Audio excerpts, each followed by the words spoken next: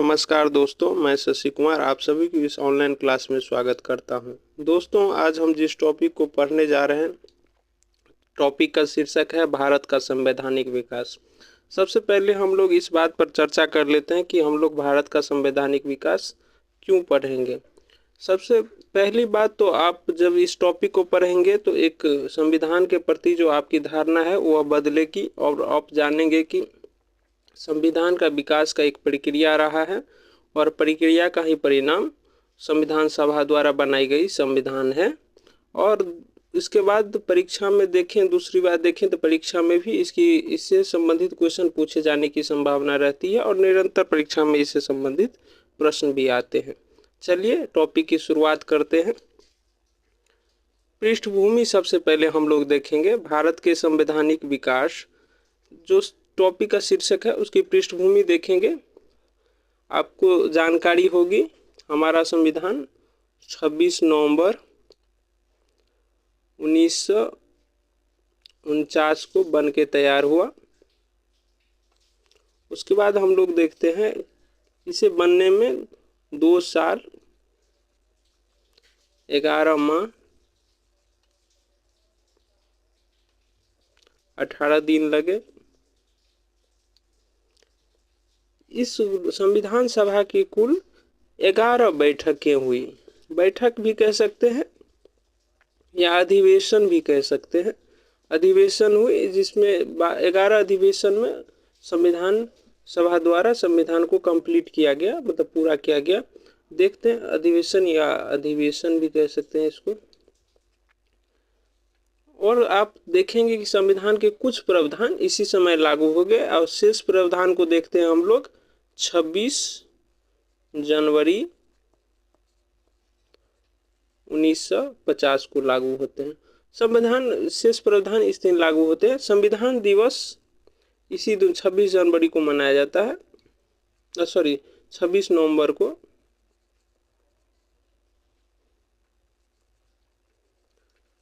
संविधान दिवस, चूंकि हमारा संविधान 26 नवंबर को पूरा हुआ था, इसीलिए हम संविधान दिवस उसी दिन मनाते हैं। शेष प्रावधान 26 जनवरी को लागू हुआ। इसके बाद हम लोग देखते हैं आगे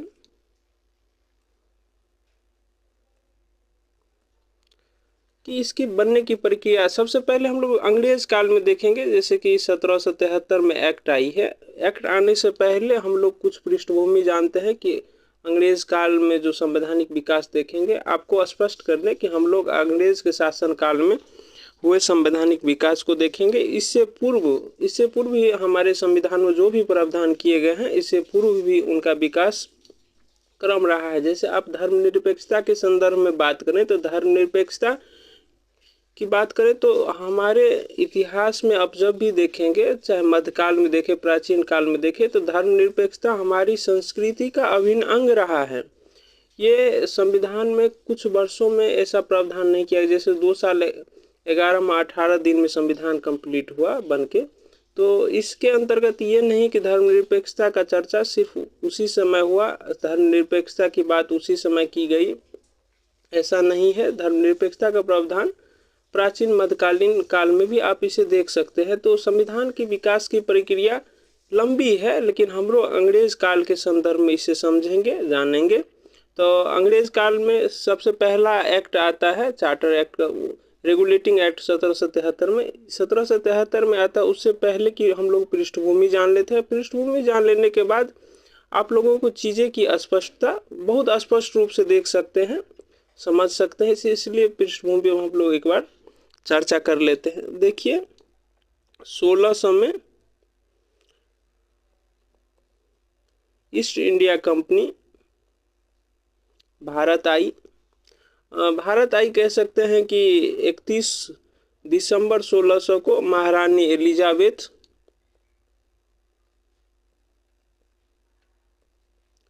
द्वारा मान्यता दिया गया, हस्ताक्षर की गई कि आप जाकर पूरब से व्यापार कर सकते हैं।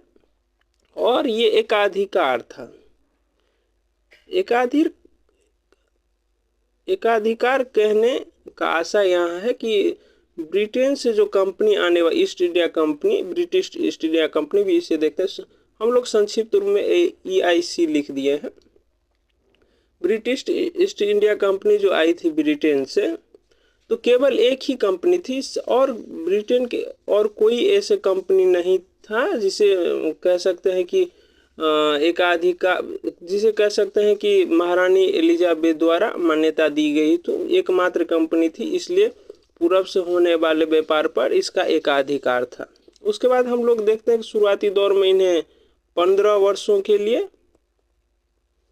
व्यापार करने की अनुमति दी गई। उसके बाद फिर निरंतर बढ़ाया गया, आगे बढ़ते रहे।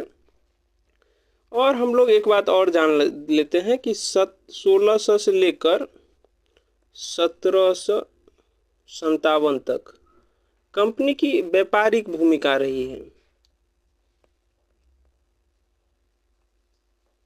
व्यापारिक भूमिका कहने का आशय यहाँ है, कंपनी एक व्यापार के रूप में कह सकते हैं। जैसे कंपनी है, भारत से कंपनी वस्तु खरीदी, उसे ब्रिटेन या यूरोप के बाजार में बेचा। इस बीच कह सकते हैं कि भारत से मान लीजिए कि 10 रुपया में खरीदी, बाजार में बेची 15 रुपया में, तो 5 रुपया का डिफरेंस है। कह सकते हैं कि 5 रुपया का जो फायदा होता था वही कंपनी की मूल फायदा थी, इसी के लिए कंपनी व्यापार करती थी। तो ये प्रक्रिया लगभग आप देख सकते हैं कि 150 साल तक चली।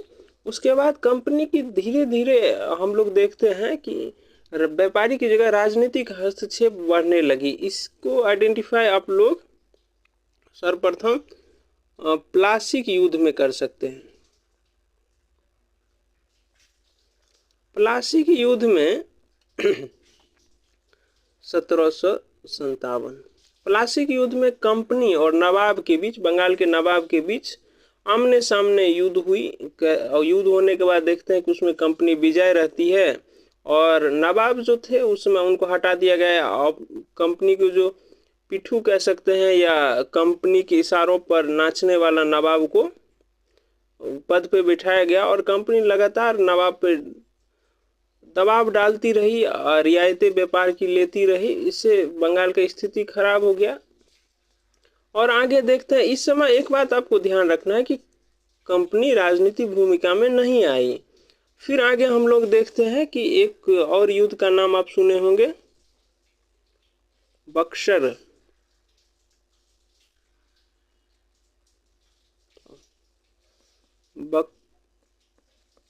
का युद्ध। बक्सर का युद्ध 1700 कह सकते हैं कि 64 में होती है। बक्सर की 1764 में होती है। इसमें बंगाल हो गया आपका, बंगाल के नवाब, अवध के नवाब और मुगल उसमें मुगल शासक जो रहते हैं, मुगल शासक भागीदार। इसमें कंपनी से युद्ध होता है, कंपनी विजय होती है इसमें। और इसके बाद एक हम लोग आएंगे, हम लोग चूंकि कंपनी के संवैधानिक विकास को देख रहे हैं कंपनी काल में, तो हम लोग कुछ पॉइंट छोड़ रहे हैं। आपको यहाँ प्लासी के युद्ध, बक्सर के युद्ध नहीं पढ़ा रहे हैं, चूंकि इनमें बहुत सारे पॉइंट हैं। हम लोग उन्हीं पॉइंटों को ले रहे हैं संवैधानिक विकास के दृष्टिकोण से हम लोगों की ज़रूरत है समझने में, जो आपकी मदद कर सकती है। उसके बाद हम लोग देखते हैं कि इलाहाबाद की संधि हुई, जिसके अंतर्गत इलाहाबाद की संधि 1765 में होती है।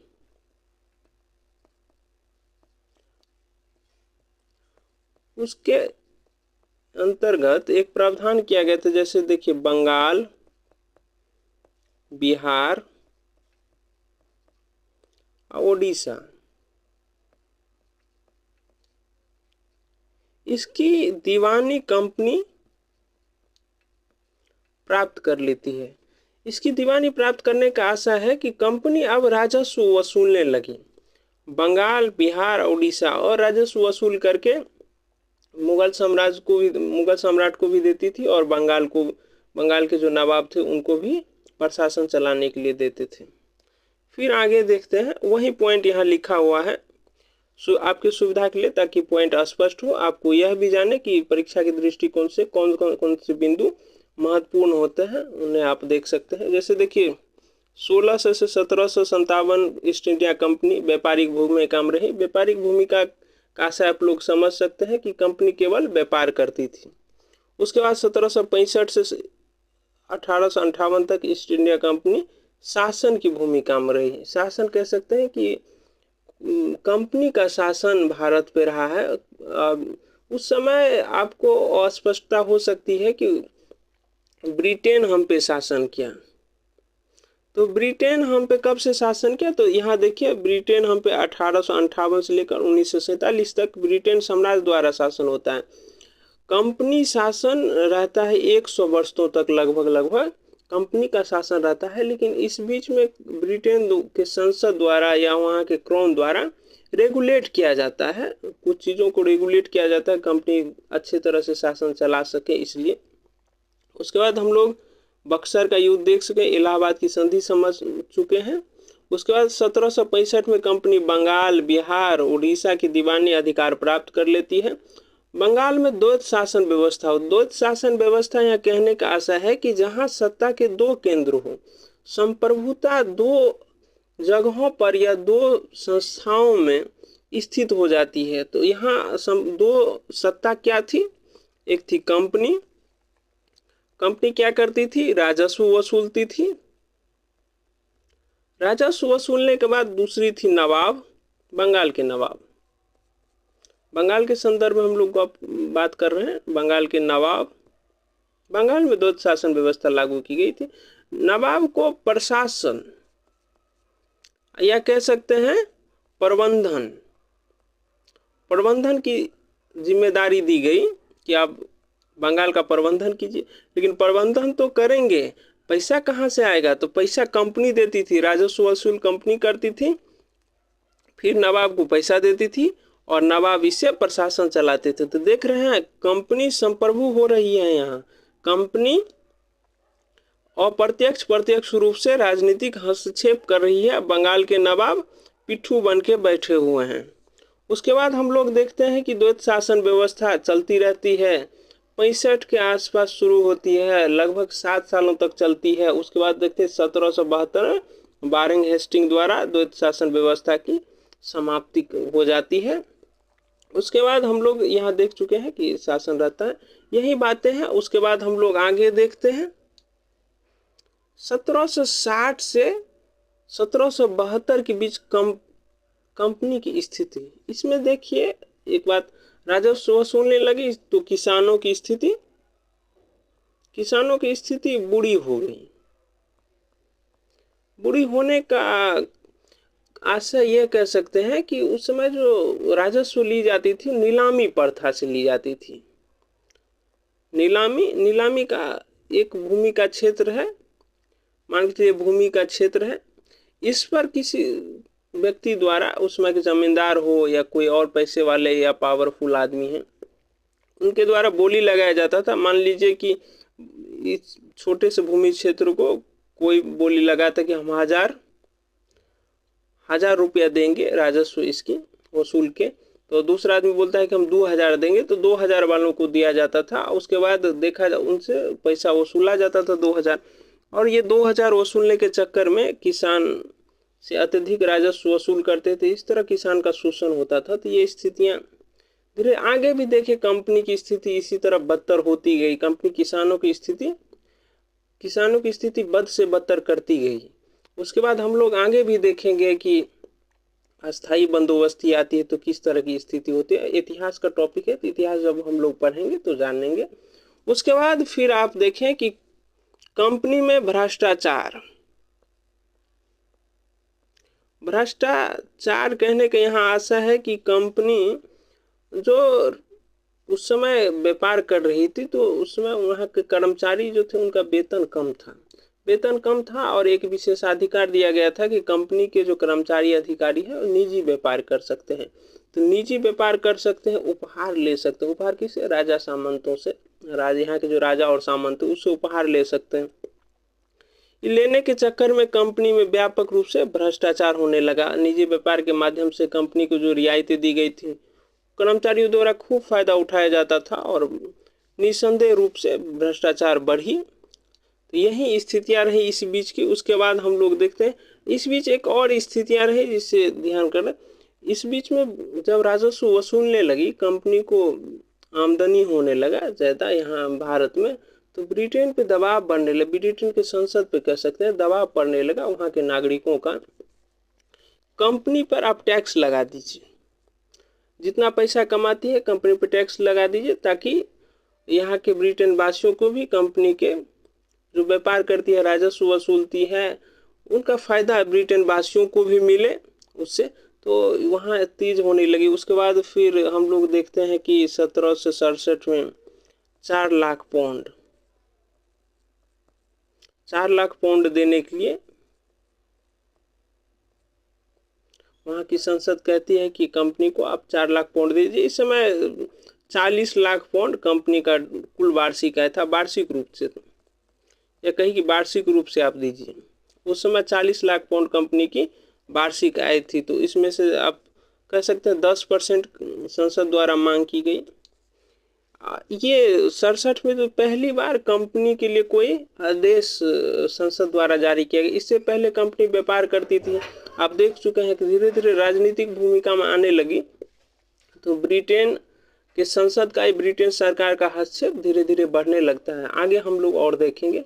उसके बाद फिर आप देखिए 1760 से 1772 के बीच कंपनी की स्थिति। कंपनी के कर्मचारी भ्रष्टाचार चरमोत्कर्ष क्यों पहुंचे, हम लोग देख चुके हैं। उपहार और निजी व्यापार के माध्यम से अत्यधिक भू राजस्व वसूली के कारण किसानों का उत्पीड़न होने लगा। 67 में ब्रिटिश सरकार द्वारा कंपनी से 4 लाख पाउंड वार्षिक भुगतान करने की मांग की गई। अब वार्षिक रूप से 4 लाख पाउंड ब्रिटिश सरकार को भुगतान कीजिए, ताकि यहाँ के नागरिकों को भी इससे फायदा हो। उसके बाद देखते हैं कि रेगुलेटिंग एक्ट। आप कल्पना भी कर सकते हैं, आप पढ़ चुके हैं, पृष्ठभूमि को जान चुके हैं, तो इससे आप एक कल्पना कर सकते हैं कि रेगुलेटिंग एक्ट में कौन कौन से प्रावधान किए जाएंगे। सबसे देखिए पहला प्रावधान किया गया, ये रेगुलेटिंग एक्ट ब्रिटिश सरकार द्वारा पहला एक्ट था जो कंपनी को रेगुलेट करने के लिए लाया गया था। इसमें किया गया कि शासन को केंद्रीकृत किया गया। केंद्रीकरण के अंतर्गत केंद्रीकरण किया गया, जैसे कि बंगाल है, बंगाल हो गया आपका, एक मद्रास था, फिर कह सकते हैं कि बॉम्बे आपका हो गया। 3 प्रांत थे, तीनों प्रांत अलग अलग थे, यहाँ गवर्नर होते थे। इन प्रांतों को बंगाल के अधीन कर दिया गया। अब बंगाल के गवर्नर जनरल होने लगे। उसके बाद हम लोग पहला गवर्नर जनरल वारेन हेस्टिंग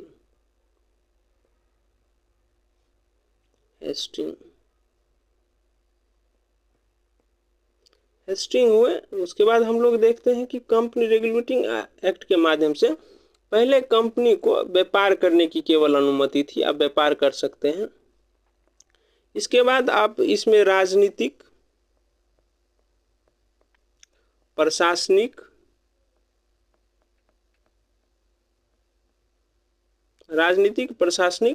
मान्यता दिया गया। राजनीतिक प्रशासनिक मान्यता दी गया। अब कंपनी व्यापार के साथ साथ राजनीति भी कर सकती है, प्रशासन भी कर सकती है। तो इसी अंतर्गत आप देखेंगे कि राजनीतिक असर क्षेत्र को जीतना, सेना के माध्यम से क्षेत्र का विस्तार करना।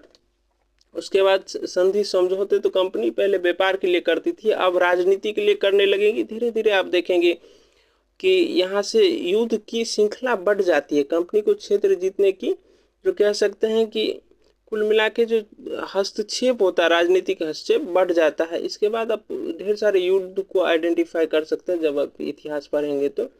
उसके बाद प्रशासन के अंतर्गत देखते हैं कंपनी एक संरचना बनाती है जिसमें पुलिस व्यवस्था को सुदृढ़ करती है।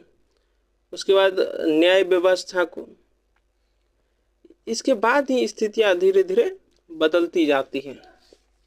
आगे हम लोग देखते हैं कि 1773 के एक्ट में एक न्यायालय का प्रावधान भी किया गया था, जो सुप्रीम कोर्ट, उच्च न्यायालय का सुप्रीम कोर्ट कह सकते हैं या उच्चतम न्यायालय कह सकते हैं, 1774 में बनी, कलकत्ता में गठन हुआ कह सकते हैं। इसमें 4 न्यायाधीश थे, जिसमें एक मुख्य न्यायाधीश थे, 4 में से एक मुख्य न्यायाधीश थे, 3 अन्य न्यायाधीश थे। एलिजा एम्पे इनका नाम था। एलिजा एम्पे एक मुख्य न्यायाधीश बने और 1773 के एक्ट में इसका प्रावधान किया गया था। 1774 में कलकत्ता में एक उच्चतम न्यायालय का सुप्रीम कोर्ट कह सकते हैं उस समय बना। फिर आगे देखते हैं, फिर आगे एक्ट के अंतर्गत कुछ प्रावधानों को देखते हैं। पहली बार ब्रिटिश कैबिनेट द्वारा मामले में हस्तक्षेप। पहली बार कंपनी की प्रशासनिक राजनीतिक कार्यों की मान्यता मिली। कंपनी को असैन्य और सैन्य शासन का अधिकार दिया गया। संचालक मंडल court of director, court of director उस समय कंपनी कह सकते हैं कार्यकारी निकाय थी, कंपनी की समीक्षा करती थी, व्यापारिक समीक्षा कह सकते हैं, कोर्ट ऑफ डायरेक्टर। कार्यकारी परिषद का गठन, ये महत्वपूर्ण फैक्ट है, कार्यकारी परिषद का गठन के गवर्नर जनरल की सलाह देने के लिए। गवर्नर होते थे तो गवर्नर जनरल जैसे कोई काम के लिए सलाह मशवरा देने के लिए कार्यकारी परिषद का गठन किया गया। कार्यकारी परिषद का देखेंगे कि अब धीरे धीरे विस्तार होता है। कंपनी को असैन्य शासन का अधिकार दिया गया। कुछ विशेष मामले में, यहाँ बम्बई होगा, मुंबई लिखा गया, उस समय बम्बई होता था। मद्रास प्रेसिडेंसी को बंगाल का अधीन, प्रेसिडेंसी का अर्थ होता है यहाँ प्रांत, प्रांत जिसे आज के संदर्भ में आप राज्य कहते हैं, तो प्रेसिडेंसी का अर्थ होता है प्रांत। अब बंगाल के गवर्नर जनरल कहा जाने लगा।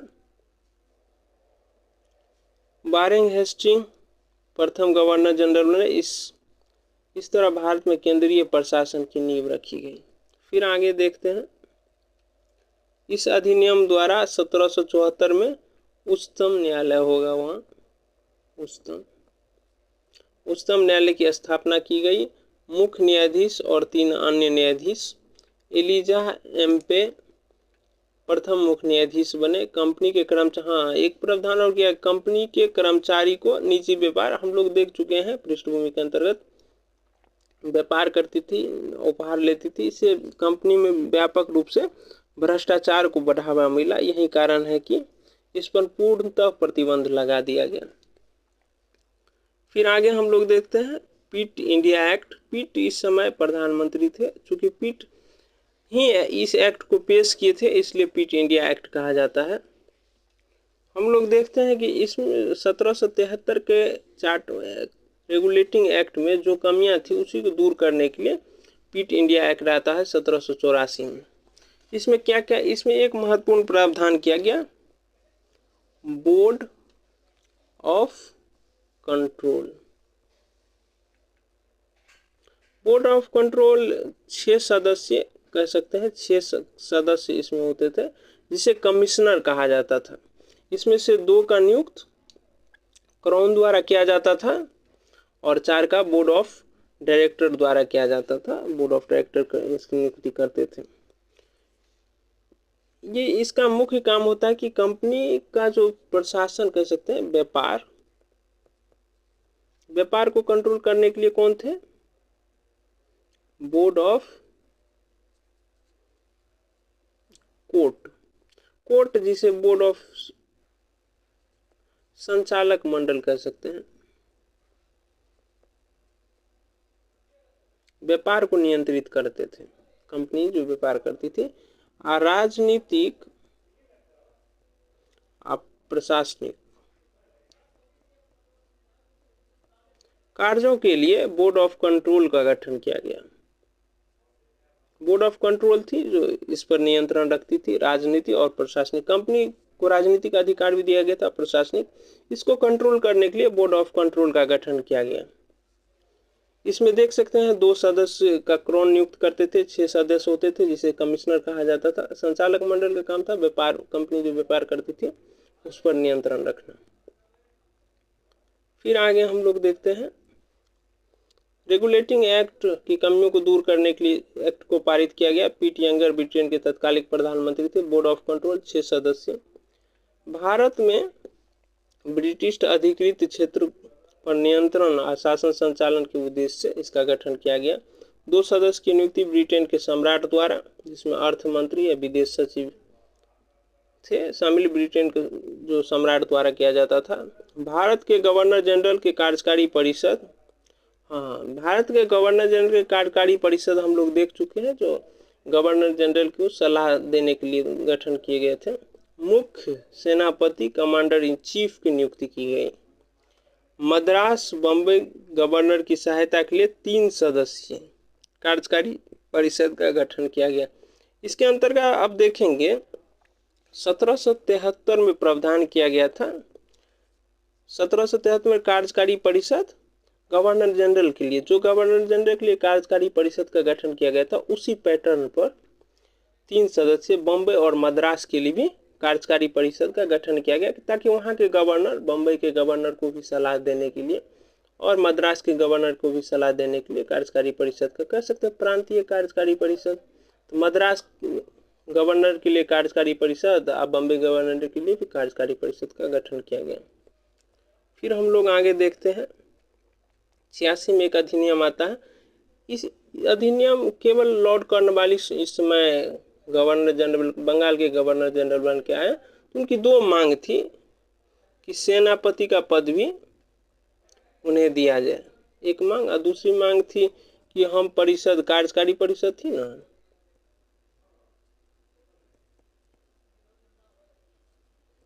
कार्यकारी परिषद, तो इनकी राय हम पे थोपा न जाए, तो इनकी मांग थी। तो कहा गया ठीक है, आपको सेनापति का पद दिया जाता है, कार्यकारी परिषद की राय को आप विशेष परिस्थिति में ठुकरा सकते हैं, या कोई निर्णय लेकर विशेष परिस्थिति में कार्यकारी परिषद को बिना सलाह लिए अपना निर्णय लेकर लागू कर सकते हैं, कार्यकारी परिषद को मानना होगा। तो कह सकते हैं कि अब गवर्नर जनरल ही सर्वोच्च हो गए। यही है, यही बातें यहाँ लिखी हुई है। 1786 का अधिनियम, गवर्नर जनरल को मुख्य सेनापति की शक्तियां दी गई। इस तरह लॉर्ड कॉर्नवालिस मुख्य सेनापति बनने वाले पहले गवर्नर जनरल बन गए। गवर्नर जनरल को विशेष परिस्थिति में अपनी परिषद की निर्णय को रद्द करने, निर्णय को लागू करने का अधिकार दिया गया। फिर हम लोग देखते हैं कि चार्टर एक्ट 1793, चार्टर एक्ट 1793 में कंपनी को 20 वर्ष के लिए व्यापारिक एकाधिकार को बढ़ा दिया गया। उसके बाद फिर हम लोग देखते हैं कि उस समय जो 1700 कह सकते हैं कि 81 पीट इंडिया एक्ट में जो प्रावधान की गई थी, पीट इंडिया एक्ट में जो प्रावधान की गई थी, उस प्रावधान के अंतर्गत जो बोर्ड ऑफ कंट्रोल का गठन किया गया था, उनके वेतन भी अब भारत से ही जाएंगे, ऐसा प्रावधान भी किया गया। उसके बाद हम लोग देखते हैं कि चार्टर एक्ट 1793, कंपनी के व्यापारिक अधिकार 20 वर्ष के लिए बढ़ा। आपको ये पॉइंट याद रखना है, महत्वपूर्ण पॉइंट है। उसका गवर्नर होगा। कमांडर इन चीफ की नियुक्ति के लिए राजकीय अनुमति लेना अनिवार्य करते। इनकी नियुक्ति कौन करते थे? इनकी नियुक्ति बोर्ड ऑफ डायरेक्टर, कंपनी को जो डायरेक्टर थे वो नियुक्त करते थे। उनके बाद हम लोग देखते हैं कि इससे क्रोन जिसे कह सकते हैं ताज, ताज वहाँ के जो सम्राट थे उनको ताज कहा जाता, तो उनके सर पे एक ताज रहता था, इसलिए उनको ताज कहा जाता था। ताज की अनुमति या क्रोन की अनुमति लेनी पड़ेगी। राजकीय, उसी को कहा गया राजकीय मतलब राजा, वहाँ के सम्राट जो है, अनुमति लेना अनिवार्य कर दिया गया। शेष क्लास को हम लोग आगे देखेंगे। धन्यवाद, मिलते हैं अगले क्लास में।